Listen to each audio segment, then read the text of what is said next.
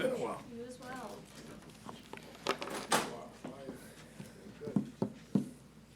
So did you find some guys that can cover kicks in this draft?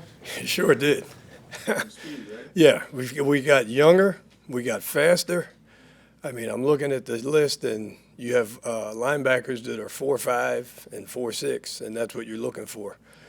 We got some good body types, that mid-sized guy, linebacker, running backs, safeties. So you have some guys in that mid-range body type that can match up with a linebacker, can match up with a fast guy because they can run. Coach, Ryan Suckup's been very accurate for you guys over the last couple of years. Now you've got Chase McLaughlin and Jake Verity in there as your kickers as of right now to compete for that job. Your thoughts on both of those guys? Well, I think obviously Chase has done a nice job. 83% last year. He was 9 of 11 from 50 plus, which is pretty good. 81%. You'd take that every time with a long of 57. Very dialed in, mature guy. Has been in some, obviously played in games and has been in some tight situations, game winners, that type of stuff. So really happy with him. Glad he got him. Good handle, good height on his ball, consistent. And you look at Jake Verity, all right, you know that he's got the talent. Obviously he was injured, but he's got the talent and he's got the ability, and I think he'll give some good competition. How are things looking at the return competition for punt and kickoff? You got Tompkins out there right now. We've also brought in a young guy, but Devin right now. I think Devin will get better. I think after 1 year, that was really the first time he's really caught punts in consecutive games, kickoffs in consecutive games. You know what I mean? So it's everything. The arrow's pointing up with him, and I'm very pleased with him. And I think he'll do a much better job this year. What about the kid out of Nebraska? You're going to give him a Yeah, he's going to get a chance. 4.31. So yes, and he's returned exactly, and he's returned in college, and he's actually done it. So it'll be a good competition. Your thoughts on Josh Hayes? I know he was part of the special teams units at Kansas State. Right, good core player. Will do a nice job. Is going to do a nice job for us. Gives us a chance. Again, mid-sized guy that can run, and will also be able to match up. So as a DB, he doesn't seem like he's afraid to hit either. no. No, that's the other thing that came up. When you look at all these rookies, they all run and hit. So good tacklers, getting guys on the ground. And, that was we got a good collection of guys that are physical. You guys signed an undrafted kid out of Arkansas, Jake Bates, who's just a kicker. Yeah, kicker. Yeah, just a kickoff specialist. What's that? Obviously a strong leg, but literally hasn't kicked a field goal or extra point. Has not. No, and just a kickoff guy. Developmental guy, gives you somebody obviously for rookie minicamp, and then a guy that obviously can be here during the training camp, to give us some things to work on, kickoff return wise, that type of stuff. If you go back and look at last year's rookie class, you can make the argument that Jake Romano might have been the best rookie for you guys. What did you like about his game last year? Where does he have to? Talk about Camarda? Yeah. Yes. The biggest thing is, he really got good at turning the ball over and placing the ball outside the numbers. It's hard for college punters to transfer to the NFL and directional punt and be able to place the ball outside the numbers. And you say, well, why is that? Well, when you think about it, the hashes in college, they're almost on the sideline. So they're directional punting at the time the ball snapped. Now they actually have to take an angle. I think that he'll get better going both ways in terms of what he has to work on. He'll get better being able to go both right and left, and I think he's a guy that can dominate. He does a hell of a job. Sorry, didn't mean to cut you off there. Go ahead. When you look at all of the special teams unit, is there any area specifically that you would like to see improved from last year, or something that needs a little bit of a tweak? I think you try to improve everywhere. You're always trying to get better. That's what this league is about. We're always trying to get better. We can get better in punt coverage. We can get better on kickoff coverage. We can get better at drive starts on kickoff return. Punt returns, you know what I mean? You can get better. We can make a difference there with our punt pressures, that type of stuff. So I think everywhere and within each phase, there's things that we can grow at in all 4 phases, or all 6 phases. Maybe like 10, 15 years ago, there weren't as many touchbacks as there are now. Right? Yeah. They move in the line. And it just seems like maybe teams were like a little bit more proficient with kick returns. Because it doesn't happen as often now, Right. Does the lack of reps in game, does that affect the proficiency of the return game a bit? I think so. You don't. So what happens is, if you think about it, preseason, there are no touchbacks. You're trying not to kick touchbacks. If a guy kicks a touchback, it's actually by mistake. Because you're trying to find out who can cover. So you're kicking the ball in play. So then everybody's game starts to develop. It gets better because you're getting better at blocking. You know what I mean? So you got guys that are going to execute the single blocks and taking care of business there because you're getting constant work at that. Playing in space.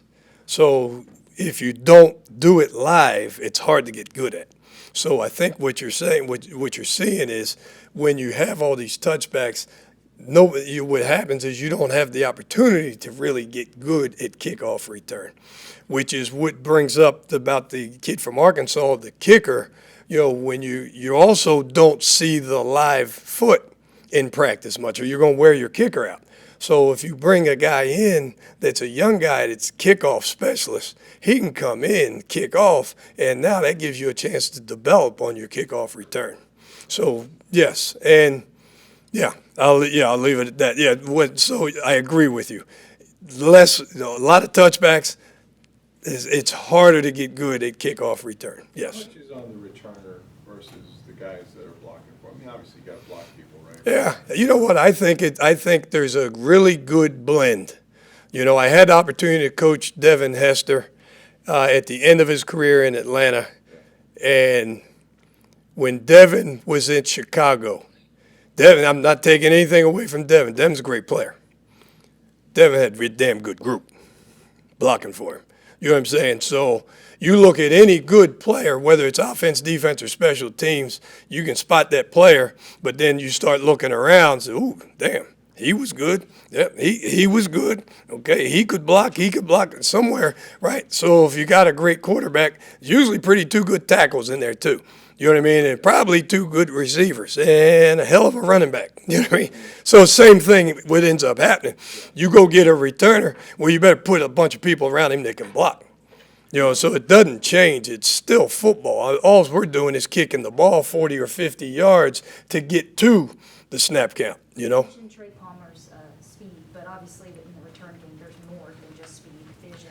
Oh, you gotta have vision. You gotta be able to set it up. You've got to have patience. You got to have lateral quickness. Then you have to, on top of that, you got to manage the game. So are you fair catching? Are you petering people away from the ball? Or are you playing it off the first bounce? So a lot of situational things will come up in terms of that. But you love the speed. So I can't make a 4.6 guy run 4.3, but I could damn sure work with a 4.3 guy. To that effect, what else do you like about his game besides just the speed? Size, you know what I mean? He's got good size. I think he's a willing guy. He can be physical. All right, so what I'm going to try to do is help him with, okay, this is how you set a return up. You know what I mean? In terms of how to set blocks up and how to play penalty-free football. Sometimes you hear me say the rooster's loose with a returner. In other words, his guys don't know how to block for him because they don't know where he's going. Whereas if you get a feel for what a guy likes to do, now your players can react and start blocking better for you. So, You don't want the Roosters rooster to lose. yeah. Coach, You you have don't some want the rooster overlap. to be loose. No. You got some overlap with Ryan Neal in Atlanta. He actually said you were, I'm not going to repeat it, but a crazy something. Yeah, at times. Opening press I like to have fun. Can you talk about your relationship with Ryan and the time coaching? Yeah. Well, what happened was I get these guys as young guys. Okay, so they're all young guys. Let's say I'll give you an example. everybody in that running back room wants to play running back. Everybody in that tight end room wants to play tight end, right?